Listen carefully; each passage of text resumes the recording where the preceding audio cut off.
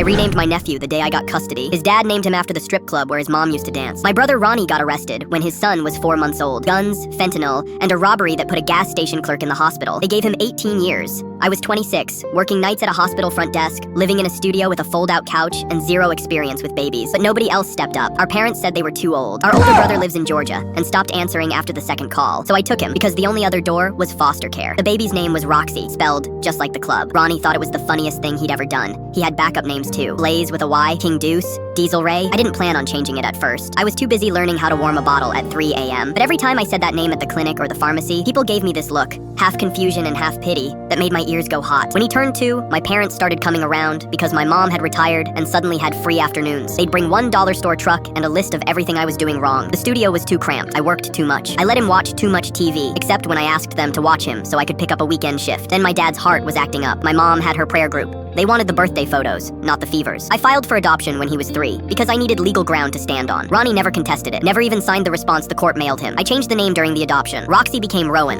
a name that wouldn't be a punchline on a class roster for the rest of his life. My parents found out through Ronnie, who must have gotten the paperwork in his cell. They showed up unannounced on a Sunday, pounding on my door while Rowan was eating dry cereal off his high chair tray. My mom was already sobbing, said I'd erased their grandson, wiped out who he was. My dad stood behind her with his arms folded. I asked them where they were the nights I was pacing a colicky baby at 2 a.m. when daycare was $900 a month and I was splitting one meal into 2. They said family helps family, that I should have come to them. I had come to them over and over that first year. They were always busy. My mom said I had no right to change his name without asking her, that Ronnie picked it with love. I laughed, because I'd seen the text Ronnie sent our older brother the week before he got locked up, bragging that the name was so trashy the kid would have his stage name ready before kindergarten, calling his own son a joke. My dad told me I was disrespectful, that I was kicking Ronnie while he was down. 2 weeks later, a letter came from the prison. Ronnie's handwriting, all capitals, pressed so hard it tore the page in places. He called me everything imaginable. The worst one started with a B. Said I stole his son, and the day he walked out, he'd take Rowan back, and I'd be sorry I was ever born. I put that letter in the folder with the adoption decree. My parents started calling every single day after that. My mom cried into the voicemail. My dad threatened to get a lawyer, even though 3 of them had already told him he had nothing. Last month, they showed up again. My mom shoved past me into the apartment and started calling out for Roxy, using that name on purpose,